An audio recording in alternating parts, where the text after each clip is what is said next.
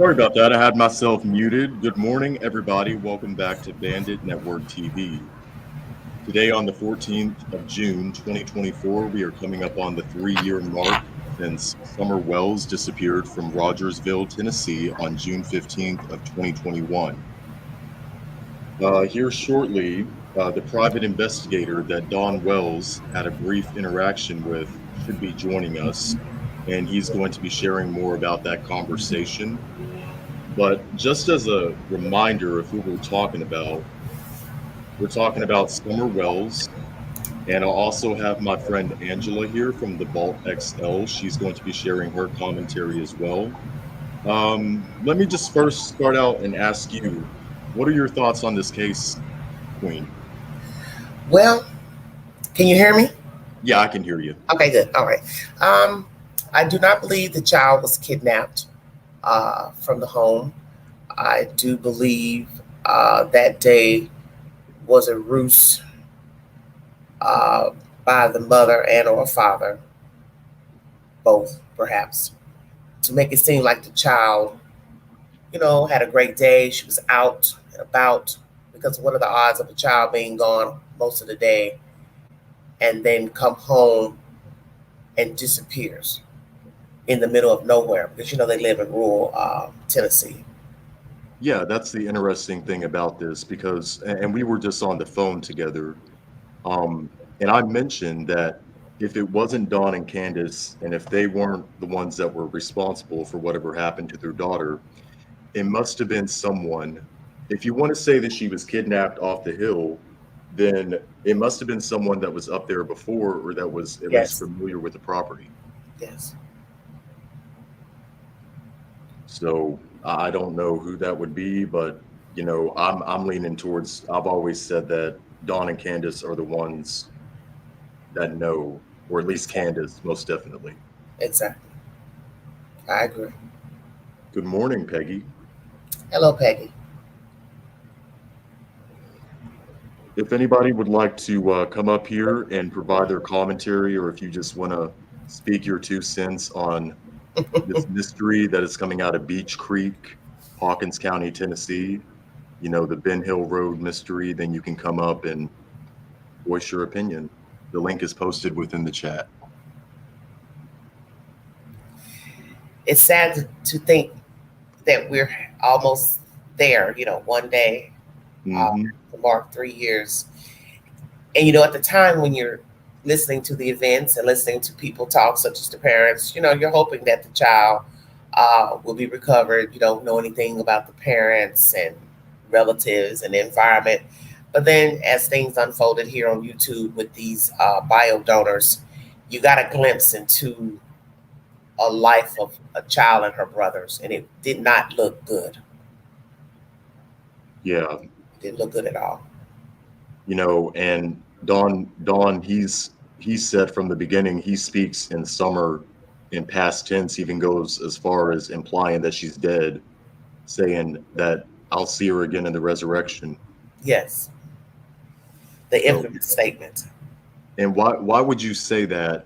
One thing that I've always thought is, why would you say that just weeks after your daughter disappeared? Well, he has used Christianity as a crutch, as you heard in the latest interview. Continues, as I call it, pimping Jesus. Yeah, exactly. It's always been a pimping Jesus moment on the camera, on YouTube, and it's like you haven't shown that you exemplify Christian walk with your nonsense up here on the wire, and belligerence and profanities towards different races. Just vulgarity all the time for no reason, but yet you'll still be talking about God and Jesus and going to church and good Christian folks and helping us. It's just blasphemous. Just blasphemous. And he still is portraying himself like that. It's sickening. But a lot of people are like that, I think that it reflects, in my opinion, a guilty conscience. Yes. I would agree. I would totally agree. I'm trying to pin the link. I'm sorry for the brief echo. Oh, go ahead. I'm hoping it's not mine because I've got another opening IG on the camera on the screen. I don't know if I need to close that. Do you think I should close that? Maybe that'll help. Oh no, it's not you. It's me because I had to actually go to the video on YouTube. I'm trying to pin the link. The link is Oh, pinned at the top of the chat. If anybody wants to join, I had to mute the video because there would be an audio. But no, you're fine, Queen. okay. I just want to make sure. But let's go back in time to 2 years ago, and this is what this interview is coming from WKRN News 2. A lot of you have heard this interview already of Ansley Daniels from TBI come out and speak. Okay. This was posted on June 24th of 2021. So about a week and some change, if even a week. We're still trying to find Summer. It's now been 1 week and 2 days since she went missing. Hello, everyone that's tuned into There's the still chat. two Hello, Miss aspects of this Jones. case, Hello, the Angelina. active search Hello, and Texas the Granny. investigation. You'll hear more about the search. Jim's in crowd just is a minute. coming in. TBI agents and Hawkins County detectives working alongside the FBI continue to work around the clock to determine what happened to Summer Wells. In order to preserve the integrity of the investigation, we can't discuss everything we're doing and have done to find Summer. Here's what we can tell you. Numerous residents and individuals associated with the family have been interviewed. Surveillance video and photos have been reviewed, as well as other potential digital evidence. We're still working to identify everyone in the area on the afternoon that Summer went missing. One of you asked us in a previous briefing the standard amount of time it takes for... I just need to, does everyone hear it okay? Hello, Leanne. Hello, Little Widow. Hello, Cheryl. Hello, Carol and Cheryl. I just want to be sure everyone is hearing the audio okay. I just got a message on my browser that I lost the audio connection. Oh, no. Oh, okay.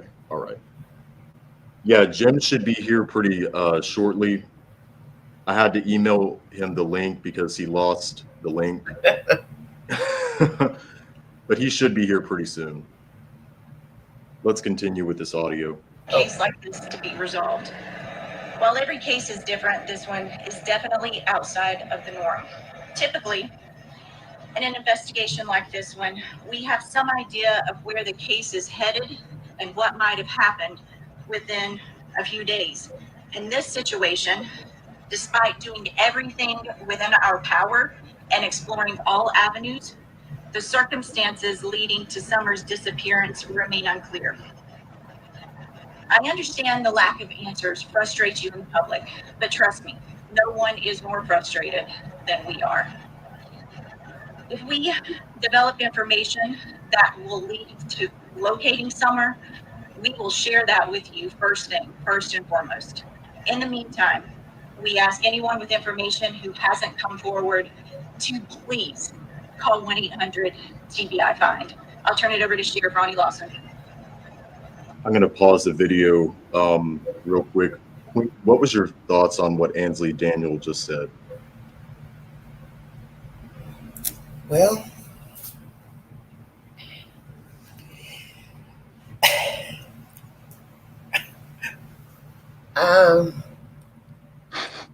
lost. Maybe they're lost for words. It says a lot, in my opinion, because TBI, from that interview, they said it was something that they have never seen before, and usually... Yeah, I remember her saying that. They usually have somewhere to go. Yep. They have somewhere to take it. They have an idea. And now when we go fast forward to the interview from this week, it leads you to assume they suspected the parents in the disappearance of Summer. In other words, I think that's what you have to read between the lines. Oh, yes, of course. Of course. Texting Jim right now. You know, another telling thing that the parents have not been cleared, at least publicly, in almost 3 years. you would think that I've said this before multiple different times here on my network that I don't think that TBI or Hawkins County would have a problem if they have proof leading them to think that Dawn and Candace are not suspects. They wouldn't have a problem coming out and saying that just because social media has hindered the investigation. And that's what Ronnie Lawson is about to talk about right here. Okay.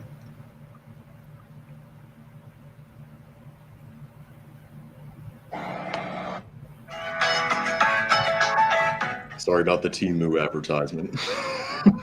Happens every time. Had to skip it. Okay. Thank you. Just to go along with Leslie, I know there's a lot of social media going on out there, a lot of detectives going on, but they're absolutely useless unless these people that's 100% Hello, Dale. positive Thank you for calls tuning in. 1-800 TBI fine. It means nothing. We're monitoring all social media and everything that you all put out from people that y'all interview. And I assure you, you'd have to work very hard to find somebody that we haven't talked to. They may not tell you. One point I want to make clear up, obviously, is a couple of days ago, I asked for the public not to help us in our search in the woods and stuff. That is because we know where every searcher is, where every team is, and the captain and his staff, they're tracking everyone. So if we get the general public in the woods, we don't know about it, and they're going to get missed when they go home or don't go home. So it's going to be somebody else. So we have to generate time and information and resources to find. What I did ask for, and I still need, is all the people in Hawkins and Sullivan County to search their property again and again. You got to look for a small child. You have to look for evidence of a small child's been. And you got field cameras, you got security cameras. We need you to check those again. Just keep checking them and checking them. We're trying to find every vehicle in this holler they're living in since we started this. And we also did a roadblock, which helped at the same time that she was reported missing, to see if we come in contact with somebody that's been working that we could see.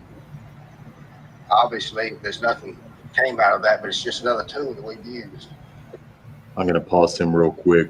Hello, Sarah, the artsy ninja. Hello, Miss Jones. Miss Jones, I'm going to address your comment. That's what I was telling Queen earlier. If you didn't hear me earlier, that it must have been someone that was familiar with that property. You're saying that Allie, any sick person driving up there. Now, I don't know if Allie did that. I'm not about to say that because Allison is deceased. Rest her soul. Why would somebody think Allie would do that? Come on now. I don't know. That's not nice to say that. That lady didn't even have a car.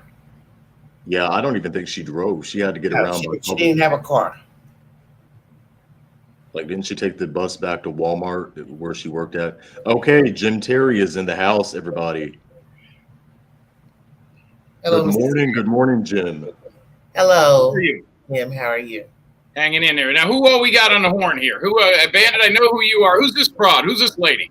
Oh, no, he didn't. This is Jim. This is my friend Angela. He's happy. Angela, How this are is you? the private investigator. Hello. Jim has a, he'll grow on you. Okay. Now, Angela, where are you from? I live in Tennessee, East Tennessee. East, so where near like Knoxville. Knoxville. Okay, I've been in Knoxville. It's a college town. Been there quite a bit. Yes, it is. Yes, it is.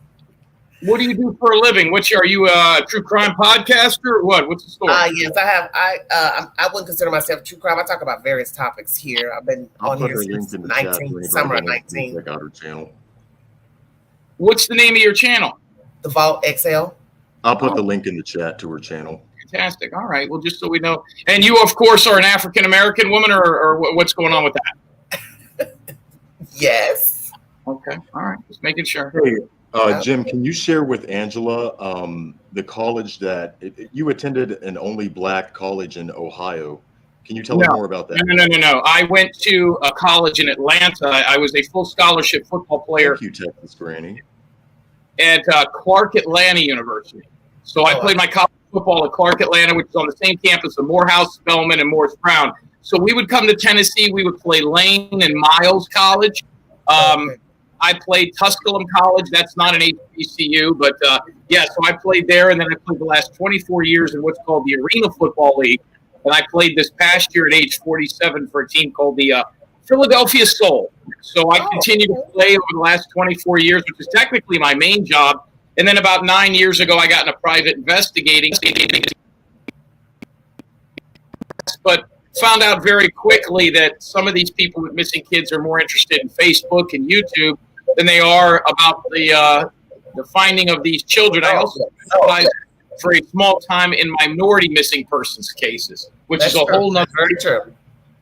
Yeah. If this, and I'm going to be honest with you two guys. I'm going to shoot you straight, and I know we got our crowd in here. I'm now on JimTerryTV.com. We're a Roku channel. We're actually on cable. So just go over to JimTerryTV.com, where you can download us on Roku. Here's my problem with Summer Wells' case. I'm going to get this off the bat first, because I don't want people thinking I'm some kind of football pro. First of all, if I'm not a true crime guy. I can't stand true crime.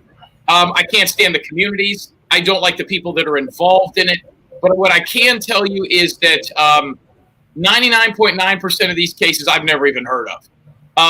So if I wasn't paid to work on the case, none of my business. I don't care about John Bonet. I never looked into Summer Wells. I don't know about Kylie Rodney. If there's cases that I was paid to be involved in, then I will do the press for them. Some of the big ones that I was part of were Michaela Nelson, Gloria Alvarado, Puerto Rican girl out of Detroit. We found her. I found her, and I was credited with that. Anthony Smith out of Idaho, Jed Hall, I worked on that case. So there's a lot of things that we do. I was a private investigator based out of Biloxi, Mississippi, but I received my education in Tampa, Florida at Hillsborough Community College, but went right to Mississippi because of the lack of the licensures there. It's a business license. I didn't feel like working under somebody for 2 years because I still had a football career going on and still do. So that's the background. I'm ready to go. But Summer Wells was one of those things where I used to get calls continuously. Will you look into this? Who's going to pay me? Nobody. Well, I'm not interested. It has nothing to do with me. If this was a little black girl, nobody would give a shit. Nobody would give a. If this girl's name was Shaniqua Wells, nobody would give a fuck about this case. That's number one. Number two, this is a pop clickbait deal for a lot of these true crime podcasters. I don't really consider Isaac or Bandit Network TV one of these drama community deals because it's not the same, which is why I come over here. But you put Summer Wells in the title, new information. We speak to dad. We speak to the uncle. We're in Tennessee. You're going to drive up your numbers. Okay. And so that's just not anything I've ever wanted to be a part of or do. In fact, we fight against a lot of those people. So that's kind of where I'm at. But I do have a small connection to this case, which is why he wants me on the show today. Okay. Yes, he told me a little bit that you briefly involved. Yeah. Kind of. And it's really quite weird. But go ahead. I'll let you guys talk.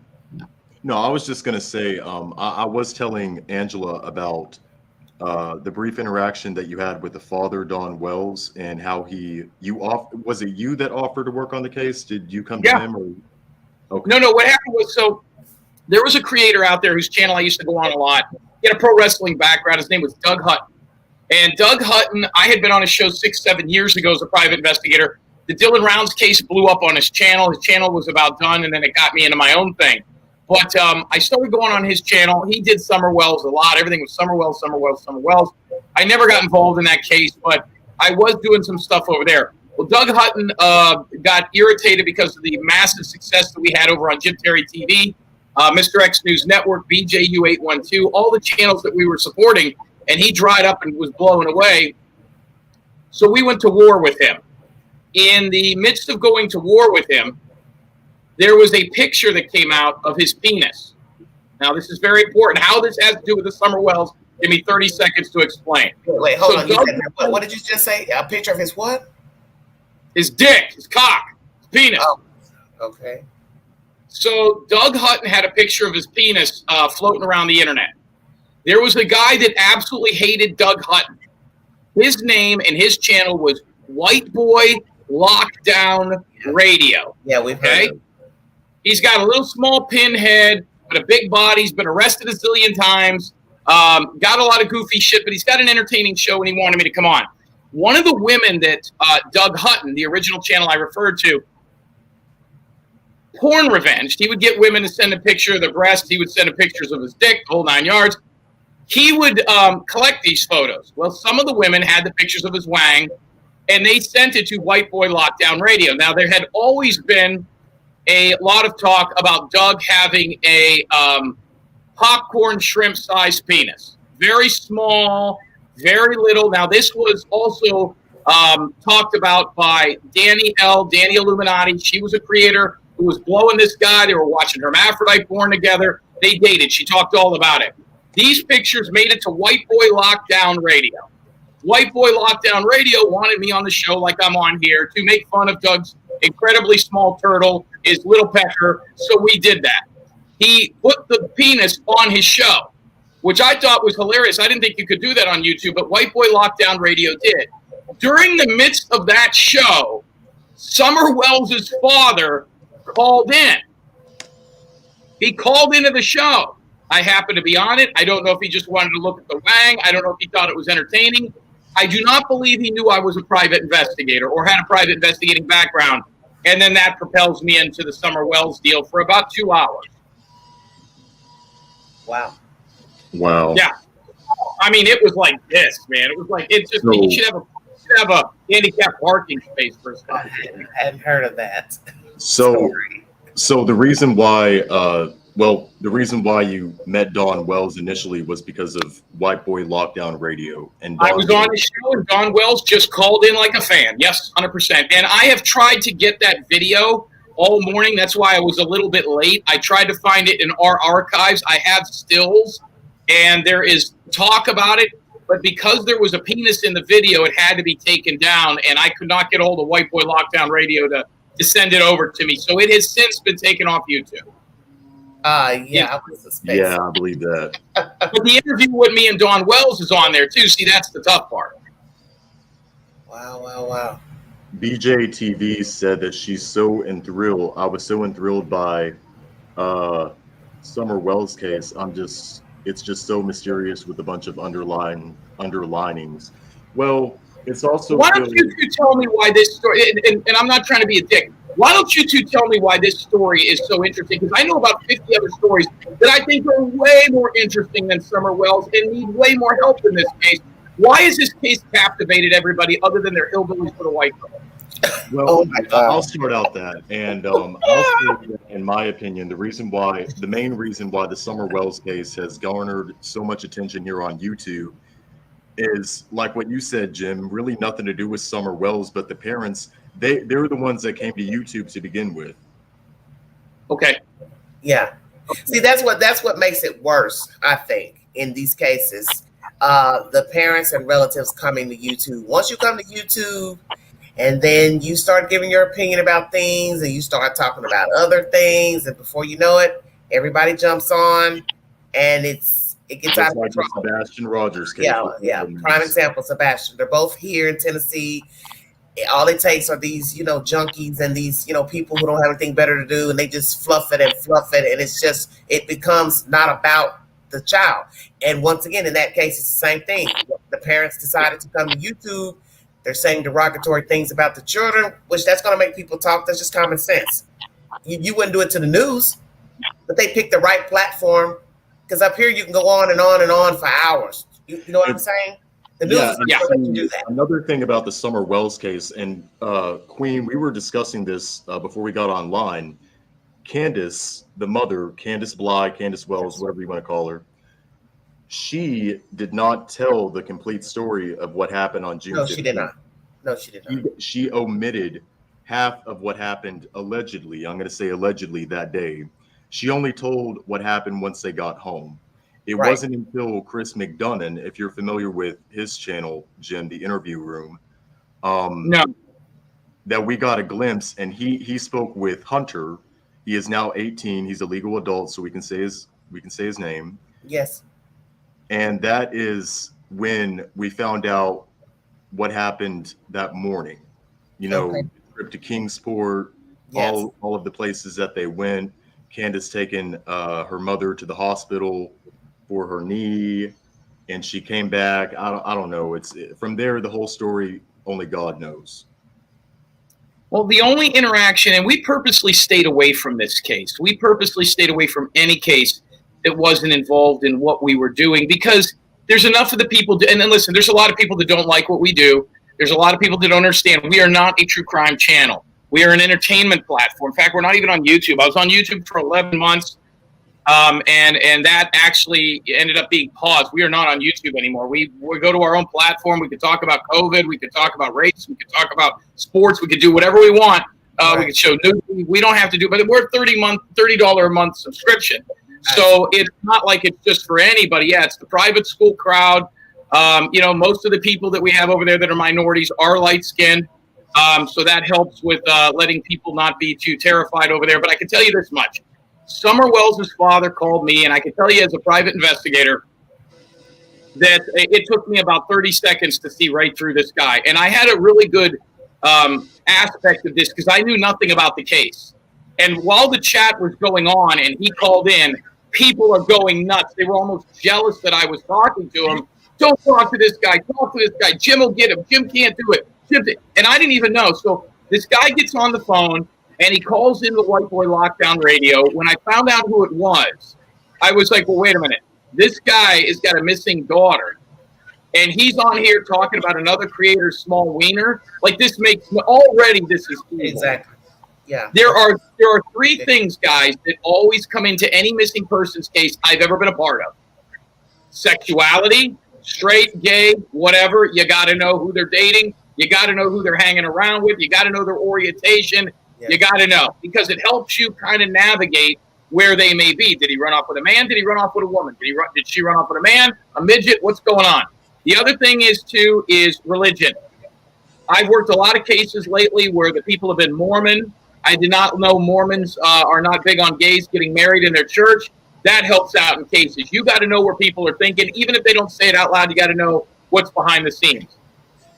So race is another big one.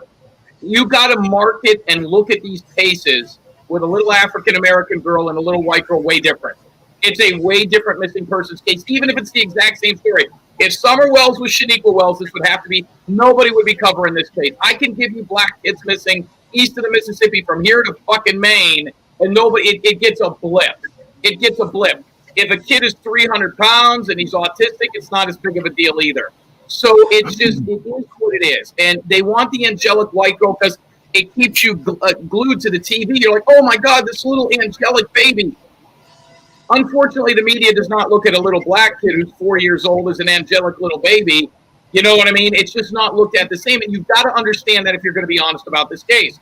So when the father called in, I had a blank slate with him, and that's when things got a little bit weird. So, Jim, what were your initial thoughts when speaking to Don Wells? Do you think, I'm just going to go ahead and ask you if you don't mind. He's full of shit. He's full of shit. He knows where that kid is. He knows exactly what happened. What do you think about the mother? Because she was allegedly the last person to, one of the never last. Never talked to the mom. I don't know. I never talked to the mom. I could only tell you my experience with this case, having talked to the father for 30 minutes. And I'm going to get that video from White Boy Lockdown Radio. I felt that he was very flippant. He came into me, and when he found out I was a private investigator, guys, he went right into what I call his story. He had it all worked out. He was trying to convince me. You know who else does this? O.J. Simpson. He's trying to convince me. He's not saying, hey, listen, I woke up one morning, the little girl was gone, the back door was open, I don't know what happened, she could have went in the river. Not that that's what happened, but that way, where did she, I don't know. So when somebody has a story like that they've been able to work on that's working for them, they work in a story of a straight line. It's a straight line story. What I try to do when talking to them is take them off and bring them back. Take them off. So, he starts getting into his story, and I says, well, how much of a reward have you offered? I said, if you had a missing pit bull, you'd offer $1,000. You got a missing kid, and the family's not putting up anything. Well, now I'm taking him off his story. So now he's got to get back to start where he was to make everybody believe what he believes. I think he knows. I think everybody in that, not everybody, but I think quite a few people, maybe 3 or 4 in that family, know exactly what happened or have an idea of what happened, and which implicates them all. I believe he was lying. He was being deceptive. As soon as we started getting him with the tough questions, then I offered my services to him 100% for free under two conditions. Number one, he comes on my show and he does a 90-minute interview live. Might as well get the content. Might as well have him come on the show. Might as well get the numbers. And might as well let everybody see what we're working on. That's number one, because I'm going to interview him different than Queen Bee or Monkey Mar or any of these other channels, Rabbits or whatever they are, because they don't have the backing I do. They don't have the success rate. So I said, let's get them on there, see if anybody else notices anything for an hour and a half. Then I said, I want you to drop all other. I'm sorry, I get a lot of background noise. I can barely hear you guys. Somebody's got all kinds of shit going on here. Saws. Yeah, I'm sorry. That's me because we have some workers outside that's doing construction. Oh, okay. I didn't know if that was feedback or what. So here's the deal. I said, number one, you come on for an hour and a half. We do a 90-minute one-on-one interview.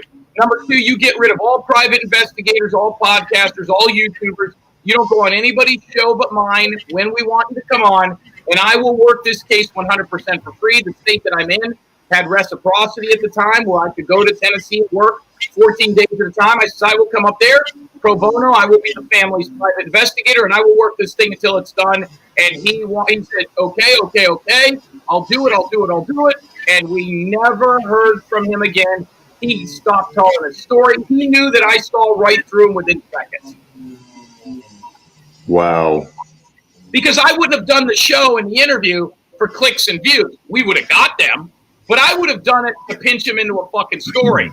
I wasn't interested in his story. I was interested in questions. I don't want somebody's story of what happened. It's easy to regurgitate the same story over and over and over again. Ask OJ. I'm interested in the questions that I have based on what I'm finding out. And let's be honest. If somebody's not looking for somebody, they either know where they are or don't give a fuck. And see, from the very beginning, another thing that you should know, Jim, is from the parents' initial interview, which I'm about to share with the ones in the chat and share with you, the ones that are unfamiliar with it. You hear Candace and Dawn say that they believe she was taken off that hill that day, and they've stuck with the same story. Now, I'm going to pin over to Angela. This recent interview, what were your thoughts on the recent interview that most of us have seen with WJHL? I think the same as I did 3 years ago. Just fluff, not serious. Let me see. I've never seen Same type of rhetoric, just fluff. Still trying to blame others. This is all Don has done. Is blame everyone. You're basically insinuating that the state took the child. Why would the state take your child? This state here, they don't have places to place the children that are here. As I said before, Nashville had an issue, a year or so ago. Children were sleeping on the floor at the DHS office in Nashville. So why would somebody want your child? They don't want your child. They don't have places for these children here in Tennessee. It's just the same. Go ahead. Not to interrupt. I'm dying to see. I know nothing about. I would be dying to see the first and the most recent video if you have it, even if it's just a quick snippet, because there's things that I would look for. But listen, if you're doing YouTube channels and you're not out there looking, I've worked with parents. You look at Gloria Alvarado's mom, which is a staple case, and I keep bringing it. This was the most publicized. That mother was screaming on Good Morning America. She was in malls. She was with flyers. She wasn't sitting down calm on YouTube trying to explain why it wasn't her. Right. Exactly. Bandit Network TV is gone. Now, what's your story, honey? Are you married now that he's out of here? What you and him close to home, or what? The story isn't about me, Mr. Terry. It is now. He's gone. It's like I'm single, but yes, I'm single. I am single. Yes. Now, how old of a lady are you? I can't tell if you're like 21 or like 61. How old are you by that picture? What's going on over? I'm 53. And what's up? Kids, married, what? Single, one grown son. That's it. What's your son do? He's in the arts business, graphic arts. Okay. Now, you into white men, black men? What's your taste there? Is it a mixed kid? Well, you are bold. I need to like know. Ken. Why do you need to know? Why do you need to know? I think you like the Roughnecks. I think you like a guy that sits at home with a do-rag, watches daytime television. You go out. Now you know that's not fair Mm-hmm. to assume that. Okay, he's back. We'll talk later. Now listen. Sorry about that. Thank you, Texas Granny. Thank you. What we should be asking is what is your type, Jim Terry? What is your type? I like hoochies. I like dirty foots, dragon foot. I have a real addiction to black women who are on food stamps that live in the hood, that are on Section 8 housing with a lot of kids by different men. That is right now an addiction that I have. Listen, let's get back to Summer Wells. You're getting way off topic, ma'am. You're getting way. You started this Jim Terry TV. You're disrespectful. No, you're good. Started that nonsense. I'm trying to pull up this interview that Dawn and Candace gave initially. Let me see. Do you think that surely they won't copyright strike me because it's been played so many times? That one, the first interview. Just play it. I only need to see about 30 seconds. We'll talk over it. I'll tell you to stop it. They can't get you. Nobody's gonna fucking care. Okay, let me see. I hope that the audio works because I've been having some technical difficulties on my computer, so I hope it doesn't crash again. But let me pull up this interview. On a computer, you got an Apple? What do you got? A MacBook or what? A Chromebook, and it's disappointing because 2 years ago.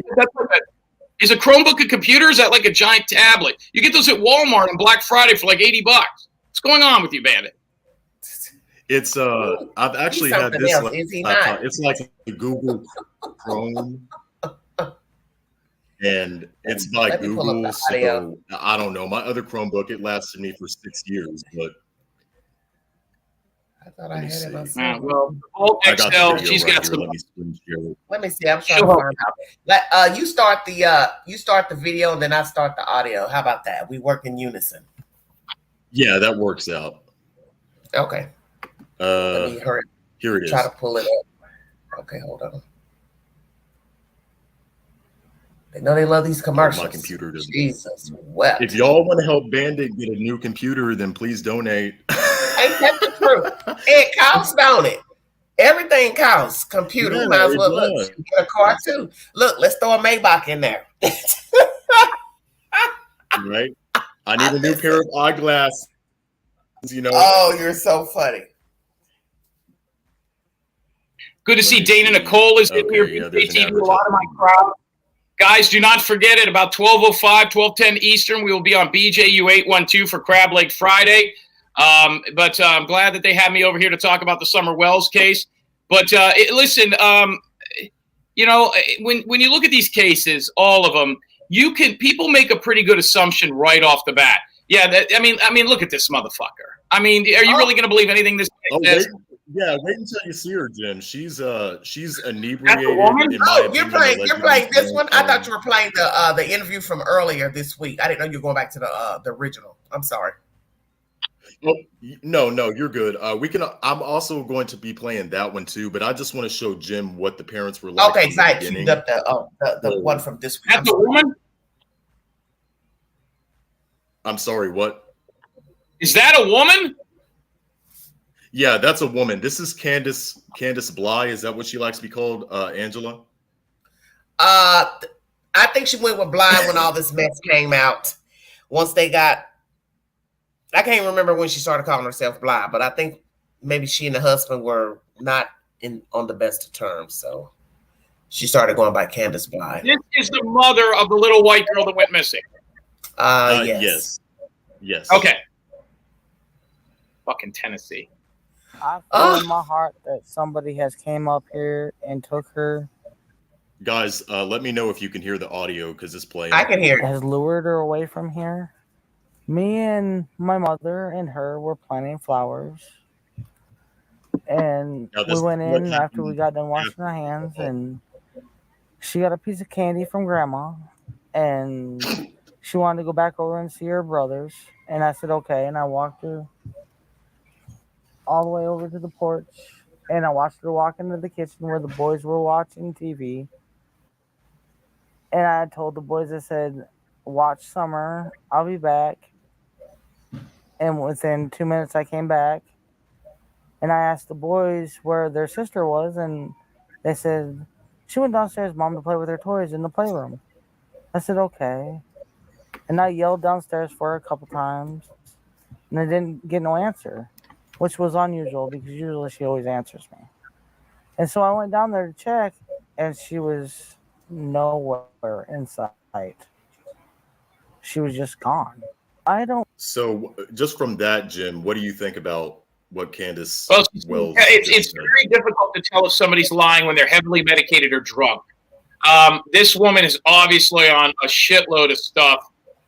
First of all, let's just take a look at the picture. And I'm just slinging from the hip here. I don't know. Is there anything about this bitch that makes you think that she is gardening in the middle of the fucking day? Look at her house. There's weeds higher than her head in the background. I don't think she's... I never noticed that, but that's funny you mentioned that. Fuck out of here. All this I never noticed that. already. Number two, she's easily distracted. She's got a story. Yes. By the way, 90% of the women involved in missing persons cases named Candace have got something to hide, but that's a whole nother story. I can tell. How old were the kids that were out there?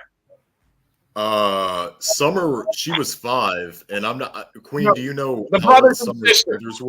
The other 3 brothers, I think they range from probably 8 to 13 at that time. And at 13 years old, I mean, there's kids having babies at 13. What did 13-year-olds say happened that morning? We have not heard from those children because 6 weeks later they were taken by the state. Yes, thank you. That's another aspect of this case that makes it so controversial because people are wondering, and So we don't know what they saw or heard. Yeah, and Yeah. I think, in my opinion, that Summer's brothers, after all of this is said and done with, when the truth does finally come out, Yeah, they hold the key. They hold the key, most definitely. Exactly. Well, if they had any sort of legitimate story, the little kids, they would have made an arrest already. Unless they're waiting for that kid. You said the kid I is thought that too. Exactly. The oldest kid is now 18. Let's see, 13, 3. He should be at least 16 this year, I would think. Okay. Well, I mean, 16, you're going to high school. I mean, there's kids getting ready for college at 16. I was already at schools recruiting me for football. What I can tell you is this. She's lying. I mean, and listen, you're going to ask me for as much as I know about the story and having talked to Dawn. I can tell you that probably what happened is they snapped on that kid and killed it. They killed that kid somehow, hit it with a shovel, pushed it down the steps. Whatever happened, it wasn't good. The kid died under watch. Whatever the case may be, and they hid that body. And I have a feeling that it's not the fact that those kids saw the mother do it. It's just that they're saying, we didn't see her run down the steps. She wasn't out there. Mom took her in the house and we never saw her again. It's probably something like that, because if that 13-year-old was like, my mom hit her over the head with a pipe, my mom pushed her down the steps, they would have made an arrest and it would be over. What probably happened is they got those kids and said, what happened? And those kids said, she was never out there. We didn't see her. Did you see her? Did you tell mom this? No. That's it. Get them out of here. Let's figure this out. It takes 30 seconds to see that this is a white trash haven. You know what I mean? It just is. So that is probably something like that, and there's just not enough to convict anybody. Yeah. And who the fuck is hanging around those neighborhoods trying to swipe kids from a hillbilly's house? Nobody. The last kid you swipe is at a hillbilly's house because they will shoot you. And you know, the kid, she went downstairs and they're outside gardening. The story sounds like bullshit, and I don't buy it. And if they took those kids away, there's a good reason. And see, according to Ronnie Lawson, there was an earlier interview. It's hard to find. It's even hard to pull up, but I've played it here on my channel, and I've actually made it short if you go back and look at it. Ronnie Lawson said that the last people who saw Summer was her brothers and that she walked out the back door or something along those lines. There you go. Yeah, it changes, and that's when you know there's a problem. She goes to the news to say, planting flowers, the girl's in the she goes over to the house, the kids say she was in the basement. She called for her, she didn't answer. The next thing you know, you watch the news, she's outside with no shoes on. Well, which is it? Because it can't be both. Very similar to Sebastian Rogers. I'm not trying to talk about Sebastian too much because I'm not trying to be issued a cease and desist, but I'm just saying, in my opinion, that the Wells, they took well, not the Wells, but the Proudfoots whoever is involved in that case took notes from this one. Yes. Yes. Who the fuck's Sebastian Rogers? Oh man. It's Damn. another Damn. case out of Tennessee that's the hype right now that's turned into a complete shit show. To be honest Exactly. with you. See the Vault XL. If you were on my show, I'd have you dressing like this little white woman here when you come on the panel. You'd be in a business suit. You'd look like Johnny Cochran's assistant. I'm going to skip ahead to. You know, you something else. I'd send you to get your hair done. We'd get you a real on weave. Let's see what's going on here. Summer Wells. Here we go. Lord. Okay. Let me go ahead I'd and have play you this out. I'd have you looking like a pointer system. Oh, thank you. I hope I don't get struck. Investigators for months to learn about new details or updates in this case. What we do know is that her family continues their search to bring Summer home. I spoke with both Dawn and Candace Wells in Kingsport at a place with deep meaning to Summer's disappearance. Borden Park is anything but quiet this time of year. But 3 years ago, it was filled almost weekly with people praying for Summer Wells. I see all these families, you know, with their kids and how much they enjoy them and stuff. And we were stripped away from all our kids. All our kids have been. Now, I'm going to pause him right there. Queen, I was listening to your commentary on this and it cracked me up. This was a sly move that Dawn Of Wells. course it was. Yeah, he's slick. He's very slick. Jim, what's happening here is that Dawn Wells, he's never said this before, but he's saying that the Hawkins County Sheriff is targeting him and Candace.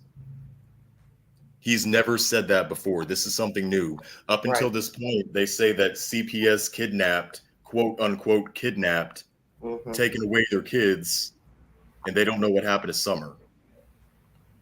Have these people, and let me ask you some questions I don't know. Have these people been hooked to polygraph tests yet? Allegedly. What were the results? Have those come out? Allegedly, I think I was listening to Pat Brown that said that Candace passed. But you got to remember, it took her a couple of days to a week to take it because when she first went, she was all upset and hysterical, so they had to wait. That's per Dawn Wells. Okay. Yeah. Let me see this with this. This is the guy I talked to. Right? Isn't this the man I talked to? Yeah. Look at him. Look like he's a rock man. Go, Don. When I talked to him, he was not on camera. Oh, okay. Well, yeah, he called in. He called into the show. Okay. Yeah, he looks a little bit like the lead singer of Crosby, Stills, Nash and Young, but that's another whole story. Now, what happened to our man? He's gone again. See, look at that. Now, he's probably having some issues. What do you got going on this weekend? You're going to the strip club? No, I'm not. Where's your son's father at? Is he gone? Do you have the picture? Deceased. Good. That leaves more room for us. Listen, you know what? You need help. Now listen, you work, you got a job, or you collecting a little unemployment, a little disability? What do we got? Healthcare. I work in the healthcare field. So what, hospice? You work in hospitals? I used to be a physician, that's how I know. I don't see you as a doctor. I didn't say a doctor. Now, what do you do? What were you doing in the hospital? Please enlighten us. I was stealing medication. All right, 50. You need help. You need to stop. Isaac, she was just getting ready to tell me how she robs all the people she works for. But you ruined that. Okay. So I didn't know there used to be a medical physician, Jim. I didn't know that. Yeah. In the military. Yes, in the military. When I was overseas deployed in Afghanistan. Wow, I didn't know that. Yeah. Somebody says his bedside manner is off the charts. Yes, Lord. Well, I have a little PTSD there. I felt fighting for the country the way I did. Okay. Let me get back to this interview. I'm sorry I'm having connection issues, everybody. That's okay. Listen, it's probably hard for you to get internet when you're at a McDonald's. So. Oh man, you are something else. Like I said, I'll let you know. And it's interesting that the two of you have met. I do appreciate y'all being on the show, though. We had a lady, I'm going to tell you something. We had a lady used to come on her show. Her name was Michelle. And she had cerebral palsy. She was African-American, a lesbian. She was 60, and she was in a fucking wheelchair like Christopher Reeves. And then she was on the show. She was a big star. We have been looking to fill that void. You may be able to fill that void. But I'd like to see you on camera. I wish we could see you. How come we can't see you? Because I don't want to be seen. I don't want to be seen right now, if you don't mind, sir. Why? What's going on? A haircut on? Oh, my goodness. Well, I was having a little sore throat, so I'm kind of in rest mode, if you don't mind. Rest mode? What's that mean? Rest, R-E-S-T. Oh! Ooh, Lord have mercy. Gotcha. Now, where you find this fella at? Where you say you find this Mr. Terry? Now, listen, you guys need to see why nobody's finding Summer Wells. You're too interested in other stuff. So here's what I think. Yeah, I talk about other things. Yes, I do. You know what's interesting is how much Summer Wells looks like her dad. Yeah, she does. She also resembles Candace. It's a beautiful girl. Beautiful, beautiful girl. And I think that helps. When good-looking people go missing, it's more interesting. It just it is, isn't it? Yeah, I believe that. I believe that. Yeah, I mean, there's like what's that one? There's a real big one that was up in Oregon. It was Tyler Horvath or something like that. His stepmom dropped him off at school, and she was a bodybuilder. Yeah, she was. Are you talking about Kyron Horman? That's it. Yeah. What did I say? Horvath or some shit. I saw that on a Dr. Phil or something, or Maury Povich or something, and I was watching it, and it was obviously the stepmom killed the kid. Yeah, you know what's so interesting about that case? Because one of my mods, Ran 5150, asked me to discuss the Kyron Horman case, and I never heard about it. But did you know that just a couple days or 1 week into that investigation, it went from a missing person to a crime, and that came directly from the FBI. Yeah. What was the time span on that? You said I couldn't tell you. I don't really know much about the Kyron Horman case, but if Ran 5150 is in the chat, then she can tune in and tell us more. But I mean, a missing persons case is almost never a crime at first, because if you're an adult, you're allowed to go missing. I found a guy named what was his name out of Oklahoma. It'll come to me in a second. I found him in Cleveland, Ohio, and he's allowed to go missing. There was no crime.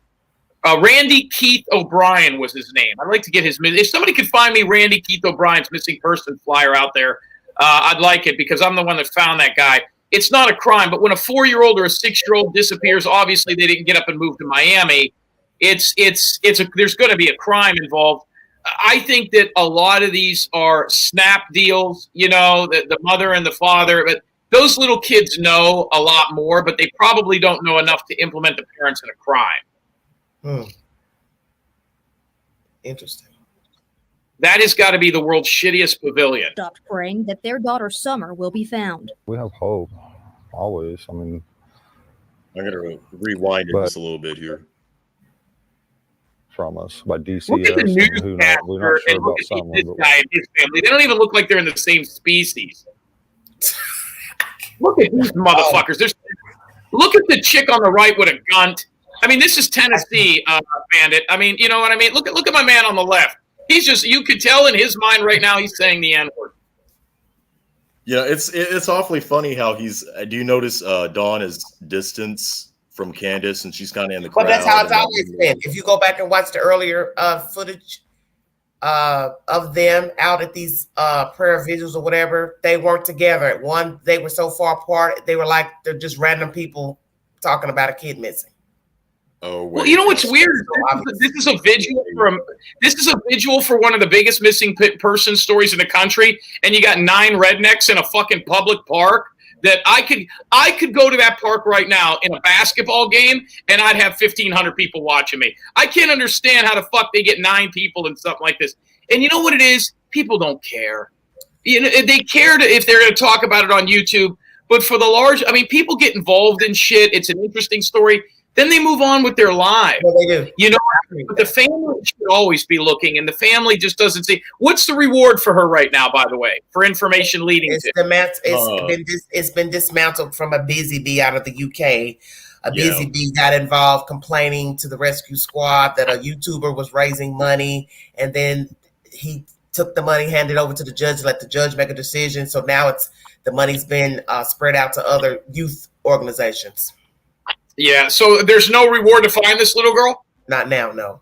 No, it's been it's like what Queen said, it's been donated to other cases because of meddling YouTubers from abroad. Okay, I didn't know about all that, and there you go. I mean, they don't do any good. If you guys ever, how far, Volt? How far is this from your house where you live to where she went missing?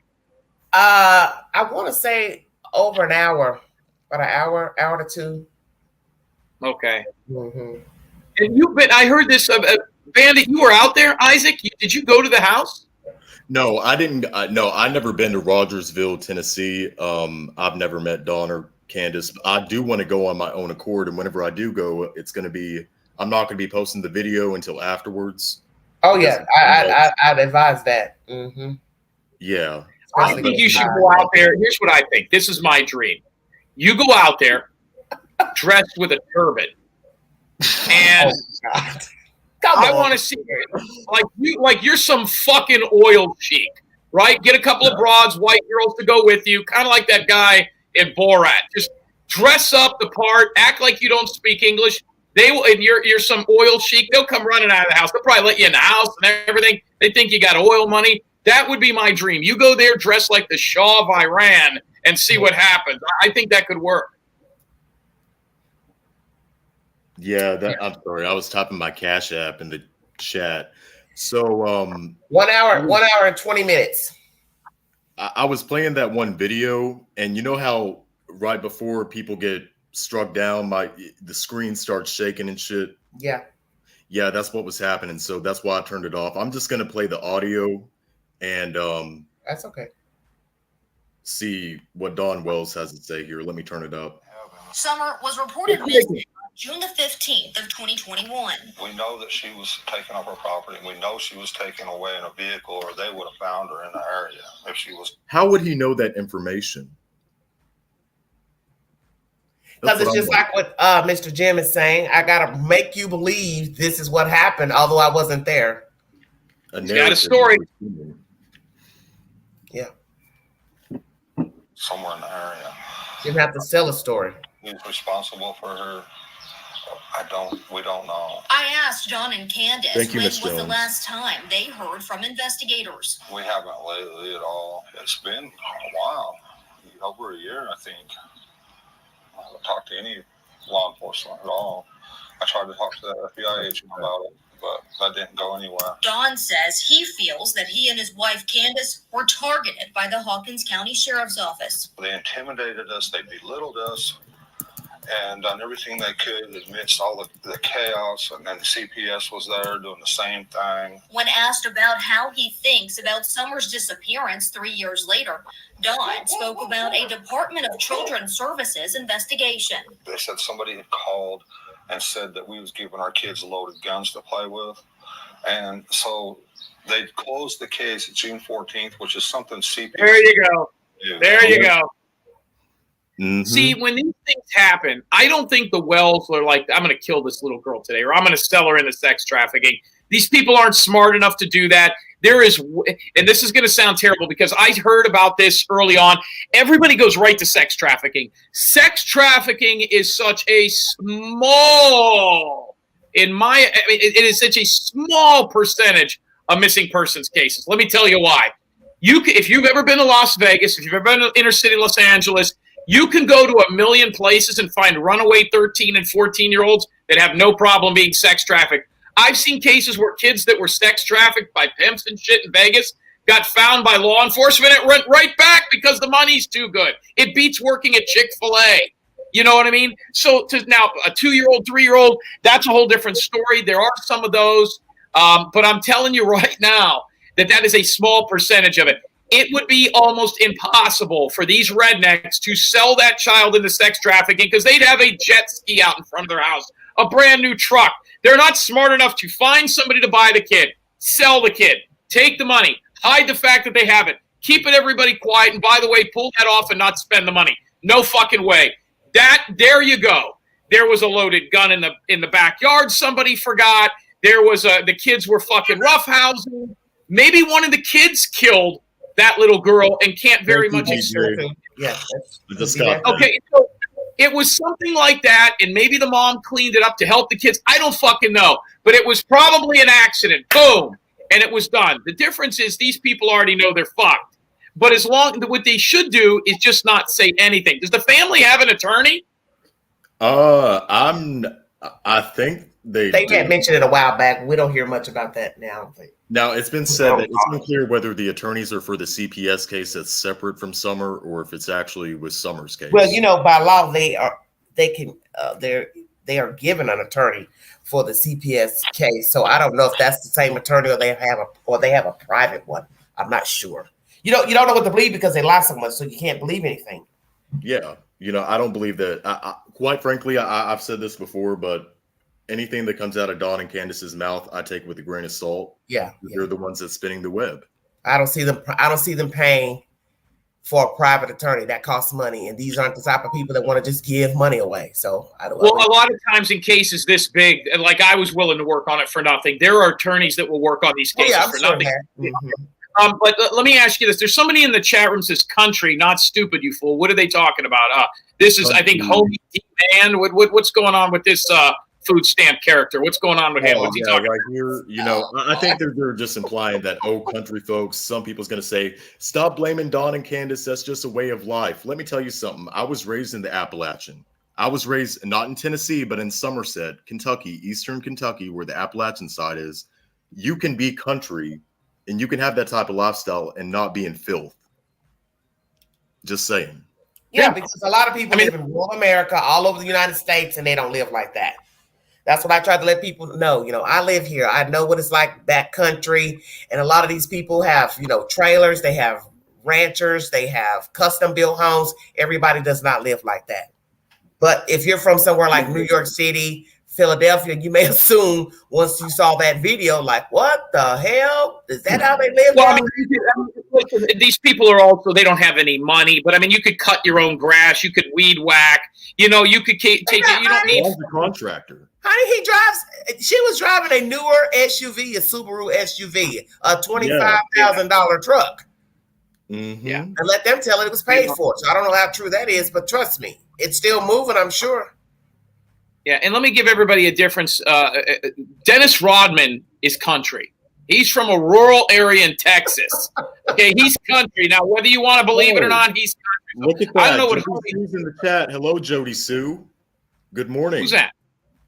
Now, Jim, Jody Sue is the neighbor of Summer Wells or Summer Wells' parents. She's the one that also there's some information that early on in the case that Ronnie Lawson has since dismissed about a scream that she allegedly heard.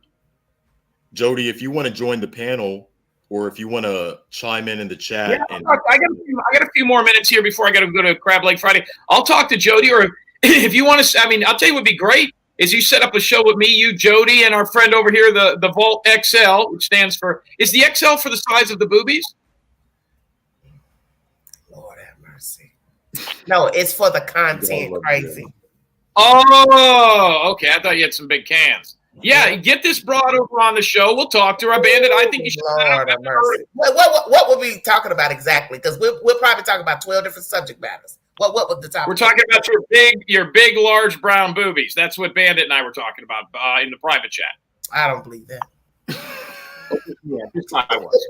What did you say the XL stands for, Queen? Why did you change your channel name again? Well, that's because I talked about so many things. I started talking more about the true crime, so I wanted to be more serious. But really, I'd like my network to be about everything. I don't really like talking about true crime because I don't like what I'm seeing in the true crime. I like to talk about different things. You know, one day, like I said, I might talk about relationships. The next day, I might talk about who got canned on a football team. I don't want to be just about true crime. It's just too ratchet. It's like being in the street. And I tell people that all the time. If I want to be in the street, I can walk out the door. If I want to hang in the street, I go outside. You know what I'm saying? I don't want to be on the street on my YouTube channel. I don't need that. I don't need the aggravation. See, I yeah, don't like I'm not even a true crime channel myself. I discuss these true crime cases, but yeah, I don't want to talk about dead kids every day. That's not me. Yeah, it's depressing, and it also welcomes in the devil, and you're playing with the devil. And You are bringing in the devil. You know. Speaking of the devil coming in here, I see Jessica Rutledge has made it over here. Jessica, what's the story with Jessica Rutledge? Anybody know who she is? I've never seen her over here before. She's been in my chat. She's been in my chat. Jessica. There's a lot of people from. Are you the lady that sent me the Facebook page thing a long time ago? Your dad runs a karate school or something. Is that you? Dale, funny. Jim, behave. You're talking to yourself. I don't think he knows how to behave, Mr. I'm trying to get to the bottom of this. This is a very unique panel because you've got Bandit here. We know what he does, but we got you. You guys are not related, right? I mean, this isn't your aunt or anything, right? No. Oh, my gosh. I mean, Angela is a good channel. I've actually watched Angela I discovered her channel about 1.5 years ago, and it was under Everyday Shenanigans. Yeah, I changed it last winter. So, you know, she's a deep thinker, and that's what I respect about her. And, you know, her commentary. Probably should go back to that. Probably should go back to that with all the nonsense going on. Jessica, why don't you come up on panel? Jessica, let's see what's doing. I mean, you're an angelic-looking white woman. I don't know if you're over here looking for Black Wiener. I don't know what's going on, but come on up here. Oh, my goodness. Terry, damn. I could spot him from a mile away. Jessica Rutledge has had more black penises in her than the urinals at the Apollo. So, Jessica. No, go ahead. I'm behaving, Jessica, because this is not my network. So there you have it. Nope, Queen, say what you need to say, you know. No, the subject is about the child, not Jim Terry. Yeah, it is about Jim Terry. Listen, I would like to get that neighbor up on. You know what I'd like to do? I'd like that neighbor to come on the panel and show us around the house. That would be interesting. I'm interested in the shit that was going on in that house before that girl went missing. That would interest me. So you can get her. So you can get her shot. They don't get along. They're not speaking from my understanding really soon, unless they are. I think that would be a problem for her to go over there and show you the house. Chat room trolling around. I mean, what's more? I mean, listen, they shoot her, they go to jail. We would either way. Jody Sue has her own channel. If you want to go over to her channel.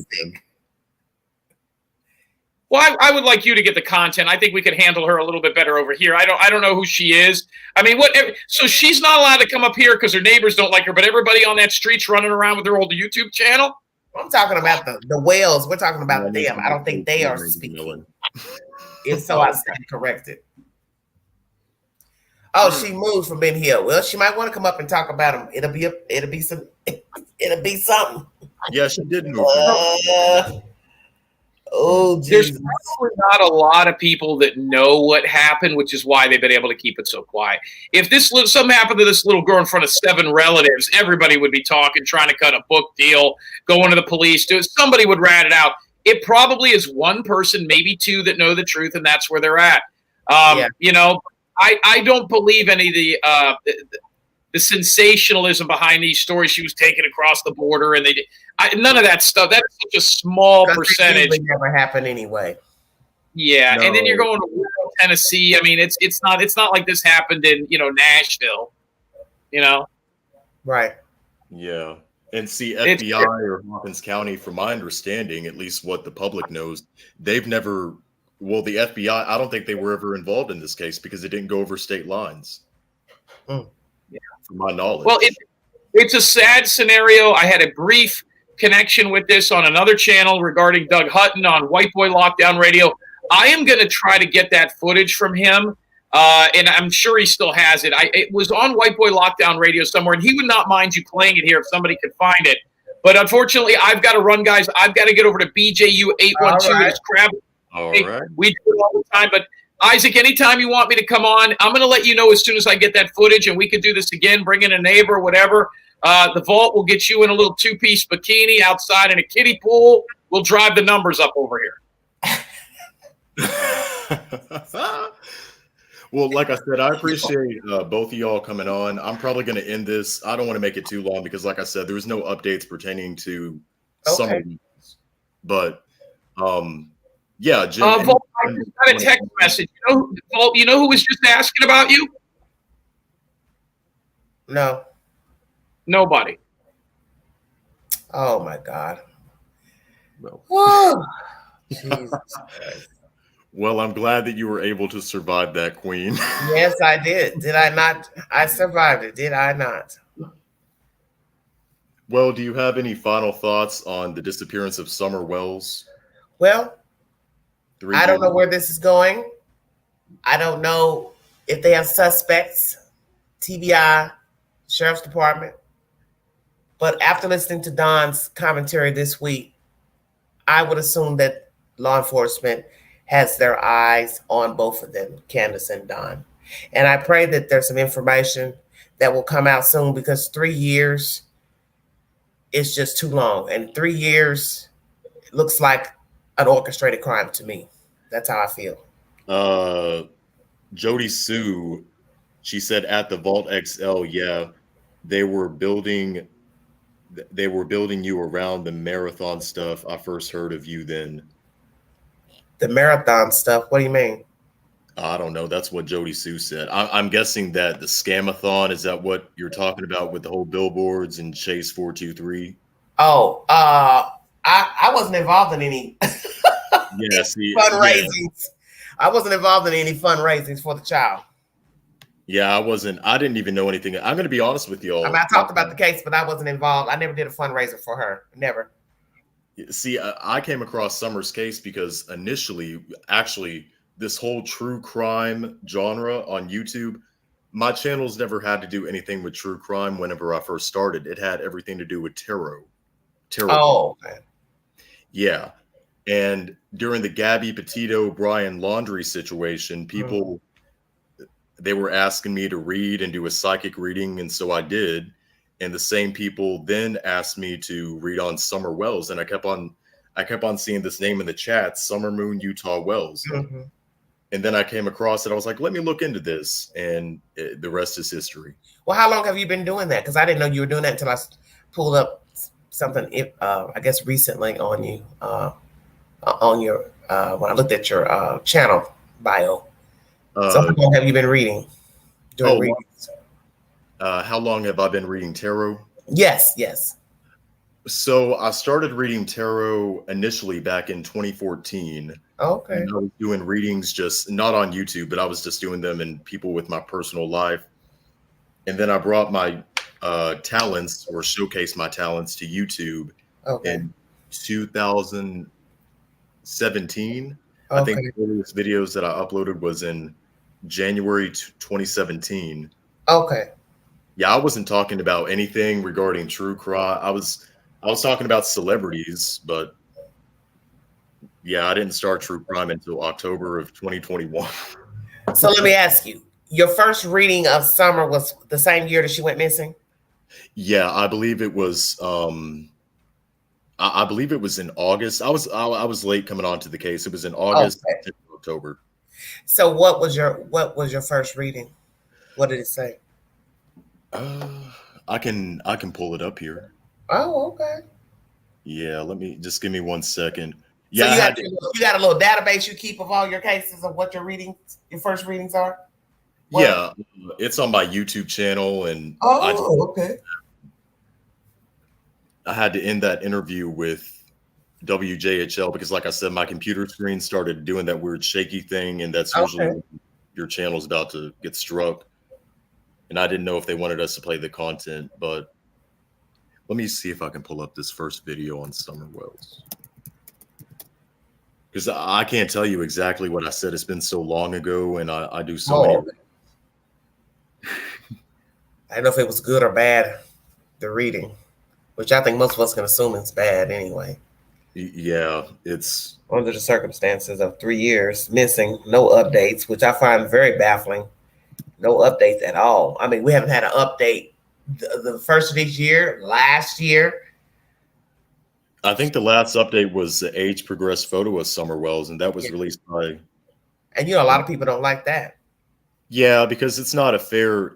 I get a lot of slack with that because I pass around that photo here on my channel. Yeah. But if the child is still alive, you can't complain. If you have a problem, I'm talking to the people, not you, Queen, but just to the people that complain about that photo. Take it up with this National Center of Missing and Exploited Children. Right? Yeah, because they're the ones that did it. Yeah. Yeah.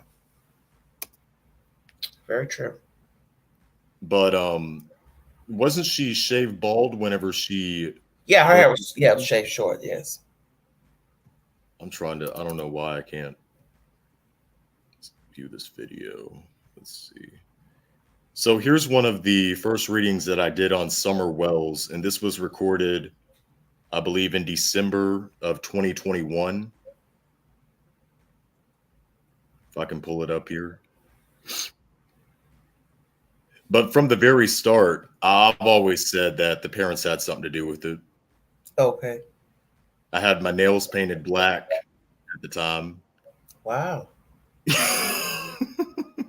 I was like a little grungy, just, I don't know what was that.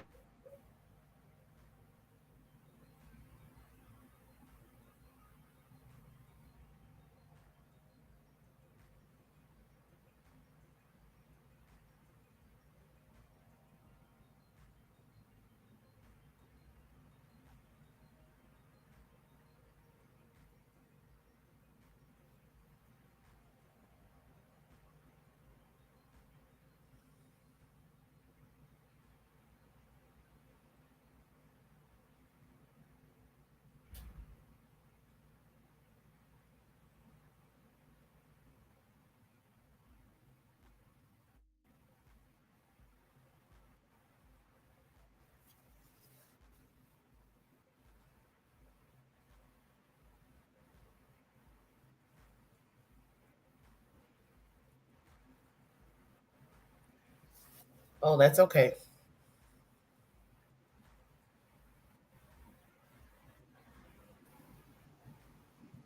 Sorry, I had you take over the panel for a little bit. Oh, that's fine. Yeah, I'm going to have to get a new computer because this one is... Oh, I definitely need one. But you know what I tell myself? Right now, I did a story recently and my channel, got a copyright strike, and it was from the news. So it's like, you'll never be able to have any content. You'll never have any content to play because you really get more views if you show things on the computer. That's just something I've learned. You understand what I'm saying? Because people want a visual. They want to see the picture. They want to see the people talking.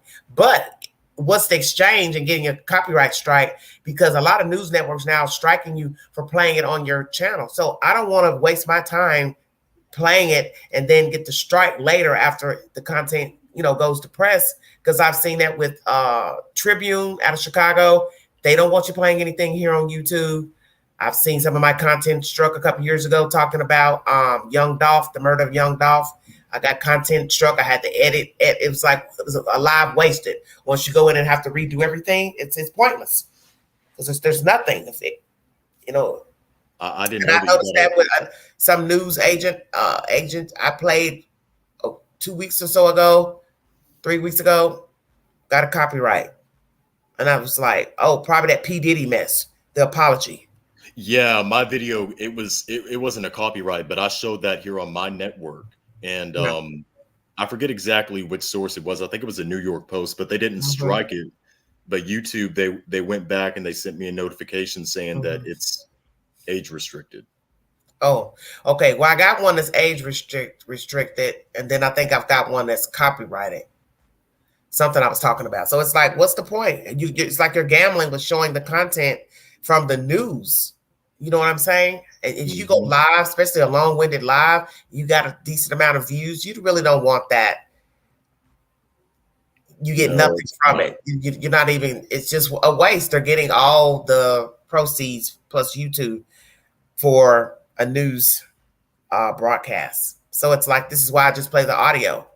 And I tell people to go, watch it for themselves. It's just easier playing it safe. Yeah, because it's like it's going to be a waste of time going live if you're going to copyright everything, and I don't know who's going to copyright it until after I've already, you know what I'm saying, uploaded the content. But I've noticed going live from my phone, I've gotten I was sharing something from Facebook, so now Facebook is copyrighted as well. You can't show people live streams from Facebook.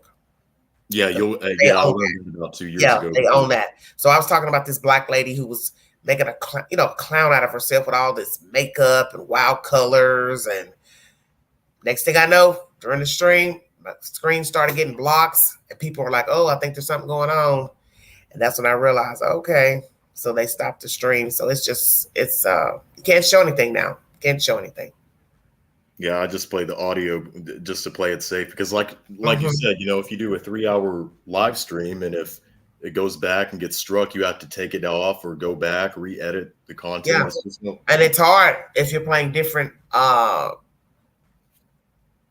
content from the news. No, that's not bad, Jody Sue, because it won't make any sense to people when they watch the video once you start editing out so much.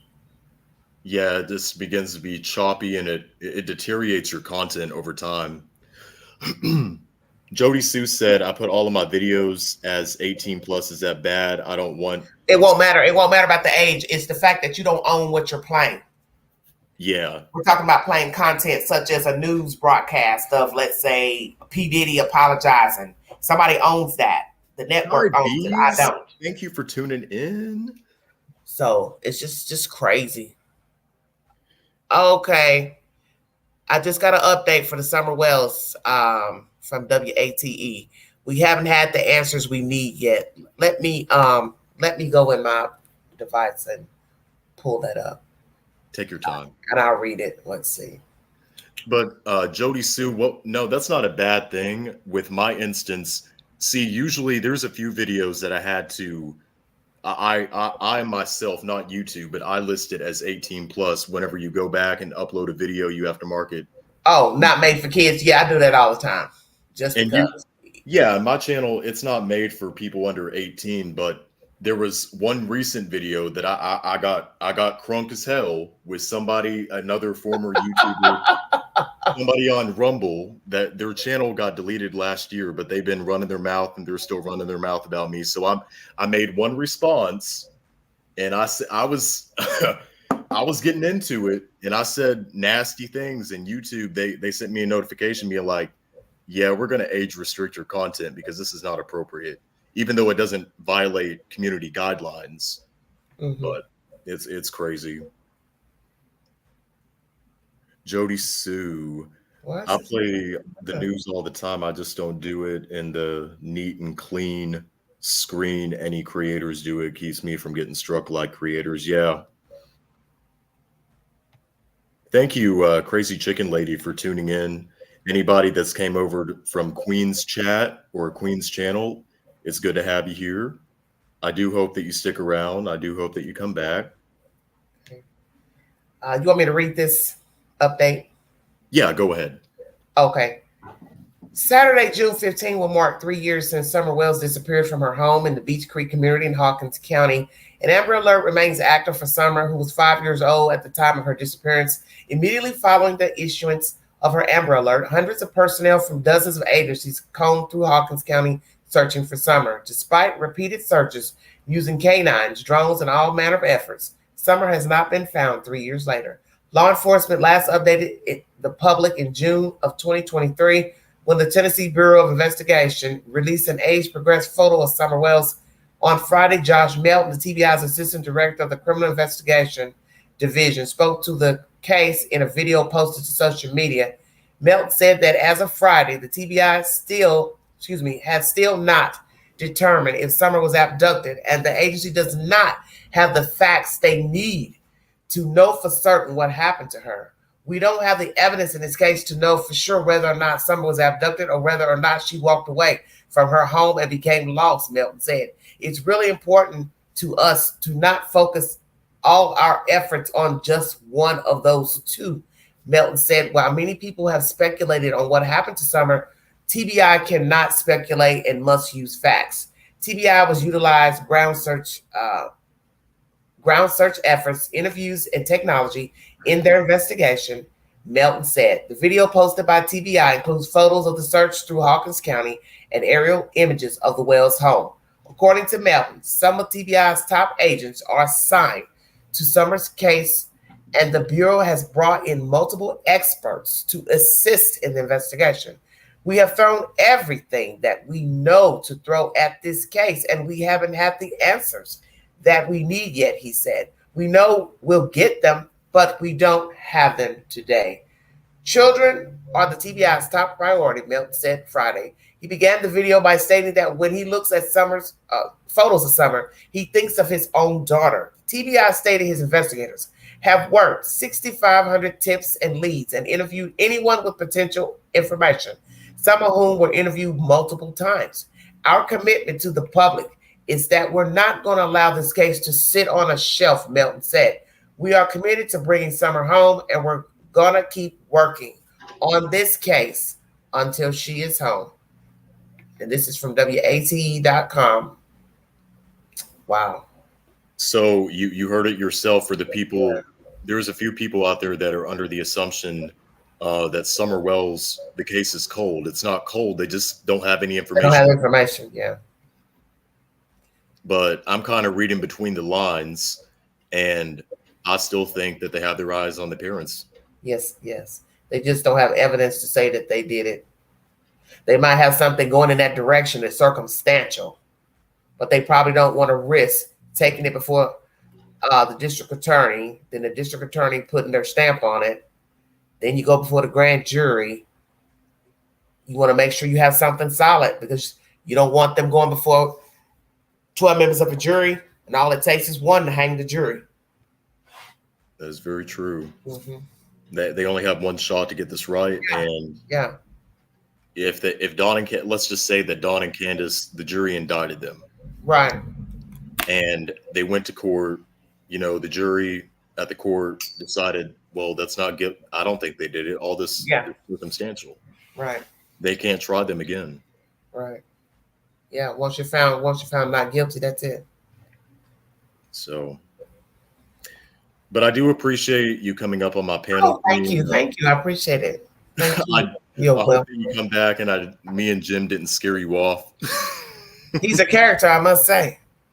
He'll grow on you. You know, Jim's not a bad guy. He's not a bad guy. He has a dark sense of humor like me. And we've had our back and forths too, me and Jim, when we first came across each other, but we've since squashed that and put it behind us. You all had an issue at one point? Yeah, it was just some unnecessary drama, you know, and it was from another case. Do you know the Dylan Rounds case? I've heard of it, yes. Okay, that's when Jim research. That's when Jim initially came to the scene, because he's a private investigator that Candace Cooley, the mother of Dylan Rounds, let me back up. Let me rephrase that, because I don't want to be spreading misinformation. It was one of the family members of the Cooley. I don't know which one it was, but they were the ones that went to Jim, not Candace. I see. And Jim was, I don't want to say that he was fired because he was paid up front. He was just kind of, they parted ways, but then he was rehired again to work on the case. Who rehired him? I don't know. Oh, I see. It was one of the family members of the Cooleys. Okay.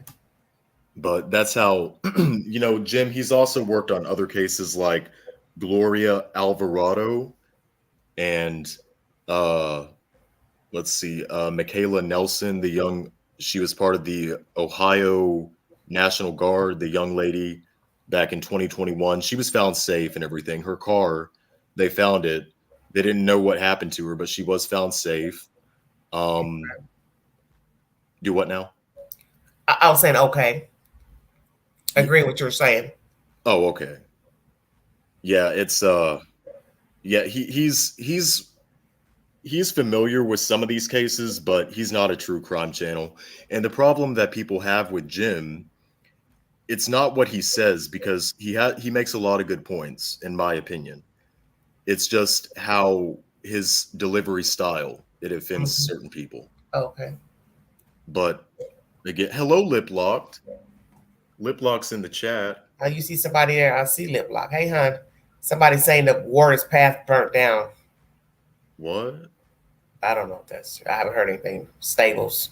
Have you seen where the horse stables at Warrior's Path was burned down this morning around 5:30?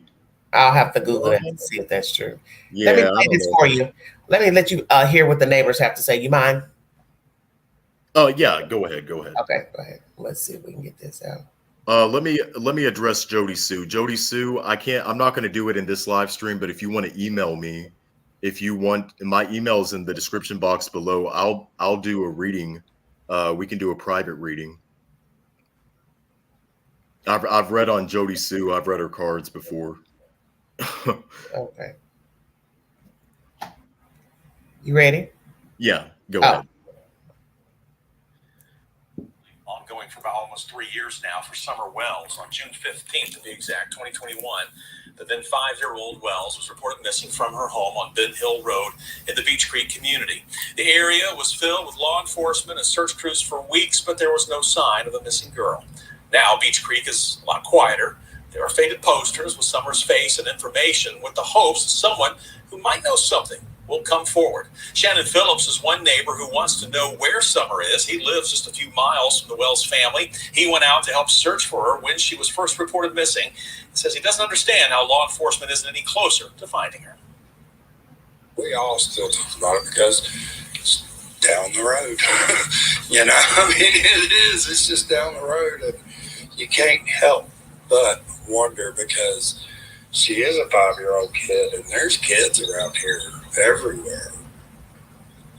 Again, there's still an active Amber Alert for Summer. The last update we received from law enforcement was about this time last year when they released this age-progressed photo. Summer has blonde hair, blue eyes. She was reportedly last seen wearing gray pants, a pink shirt, and was possibly barefoot. All right, everybody, that's it. That's a part of that article I read to you. It's a shame that there's been absolutely no updates. Yeah.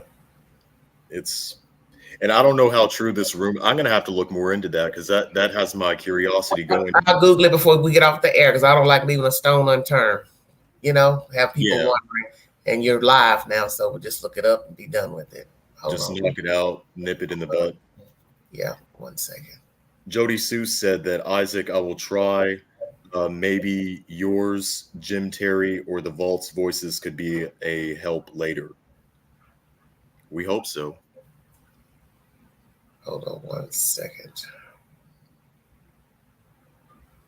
Let's see, did I get everyone's super chats?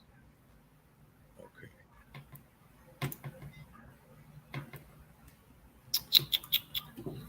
Once again, if anybody wants to donate to the network, you don't have to. It's not required, but my Cash App and my PayPal is listed below. Help Bandit get a new laptop. Ain't that the truth? I don't see anything. Hold on, let me go on the news. Well, it could have not broke the news yet if it is true. If it just happened a few hours ago, but now, if that is true, and if someone did burn down the horse stables on the eve of Summer Wells' disappearance, then for one, who did it? And for two, why? Right. But again, I don't know if that information is true.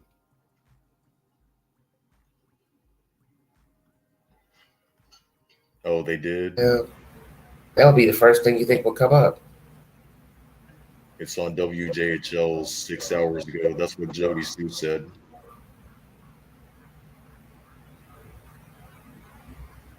Here it is right here.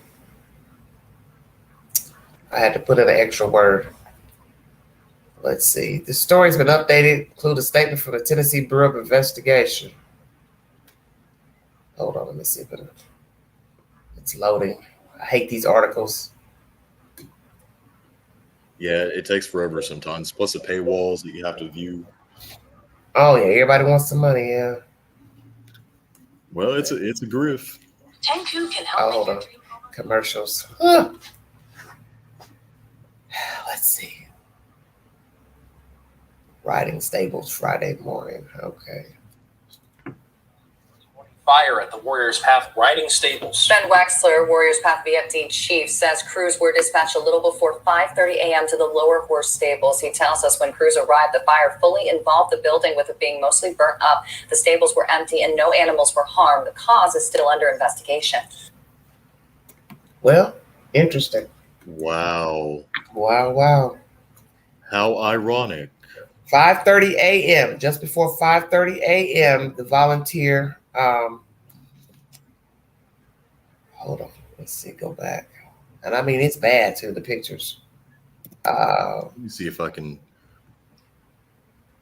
Warriors Path Volunteer Fire Department's Chief Ben Wexler told News 11 crews were dispatched to a fire at the lower horse stables just before 5:30 a.m.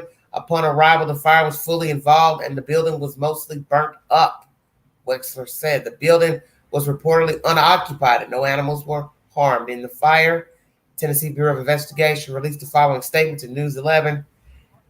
Special agents are investigating, TBI special agents are investigating the circumstances leading to a fire that occurred at Warriors Path riding stables early Friday morning. The stables were vacant at the time of the incident. At this time, the investigation into the cause of the fire remains active and ongoing. Warriors Path VFD was assisted by the Bloomingdale and Sullivan West Volunteer Fire Department, Sullivan County EMS, and the Sullivan County Sheriff's Office. WJHL.com is the source. Lordy. What a mess. Oh, wow. That is.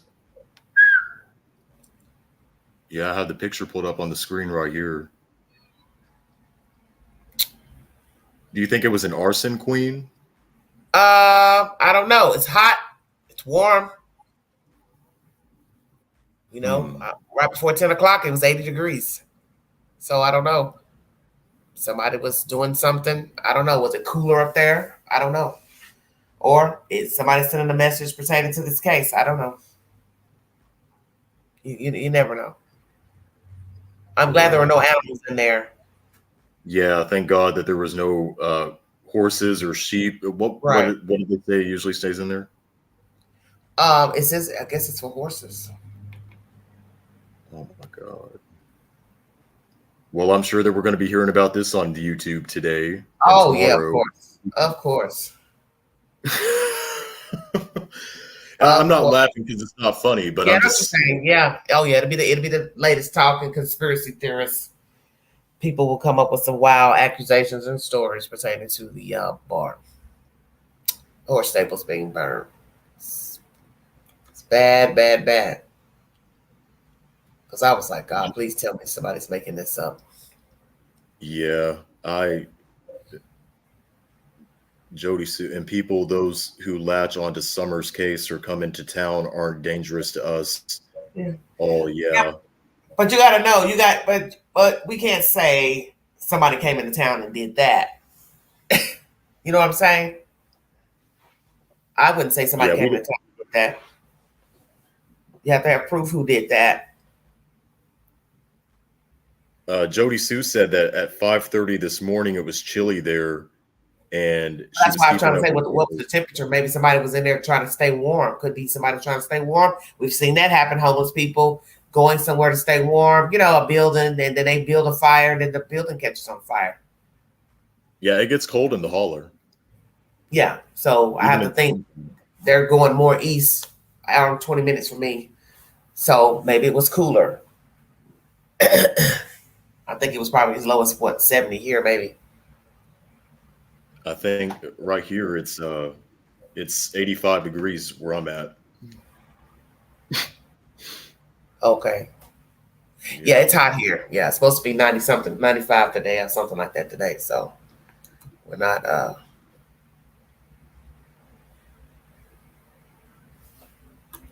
gonna be cool. Tap, no homeless here. It was 72 here at 6 a.m. Now, where are you watching from? Sounds of Silence. Are you also in Tennessee? You're in Central Tennessee, Bees, and it's 89 degrees. See, I'm in Northwest Kentucky, 92. like northern. towards the Indiana border. See, right now it's 87.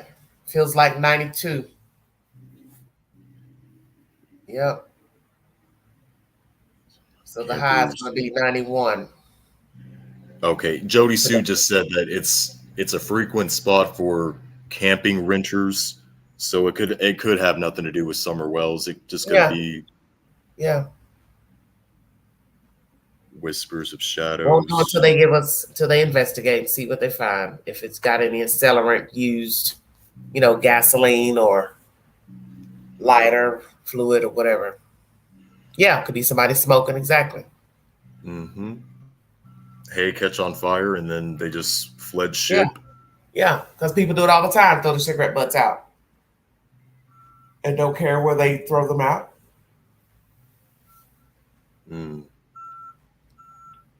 Well, I'm going to go ahead and wrap up this live stream, Queen. Once again, thank you for tuning in. Anytime. Thanks for having me. Thank you all. Thank you all in the chat. You all have a wonderful weekend. You do the same. I'll probably be in your chat if you host a live stream today. I'm gonna be on Athena's channel tonight. There's gonna be some independent rap artists performing, and I'm gonna be one of the people critiquing with her and some other guests on her channel, Athena Music. Yes, she's. I don't know if you've heard of her or not. She was the girl who was dating T-Rev with all that nonsense that transpired. Yeah, I've seen her channel, but I know some people's been going over there and leaving nasty comments because of T-Rev. Yeah. Well, I told her to block him. I had a long chit chat with her. I believe it was yesterday, and I told her, "You're the orchestrator of the channel. If you allow that to go on, then they'll keep coming. You have to tell your mods or whomever anything negative that doesn't have anything to do with the music. Then you block them because your channel is about music. It's not about true crime or T-Rev or anybody. So you block them." I was like, "You don't have to feel bad. That's your channel. You just block them." I wouldn't allow it. See, I'm one of the type of people. I'm not going to argue with you. It's my network. I built it. So that's how you should carry yourself with your network. People get mad and say, "Well, it's not free speech." Well, I can't let you just come in. You understand what I'm saying? Just troll the chat. You and 1,000 people. Come on. And it's some people allow it. Yeah, they'll go back and forth with people in the chat and just.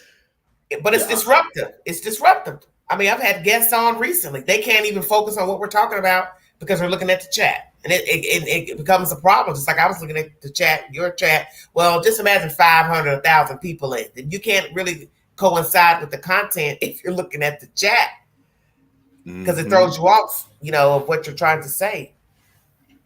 And people are talking. Jessica, you never know what you're going to get into over here. It's nothing against you. I don't have anything against you, Jessica. It's I think Jim's the one that said that comment, but again, he was just joking. So you see how he was joking with Queen.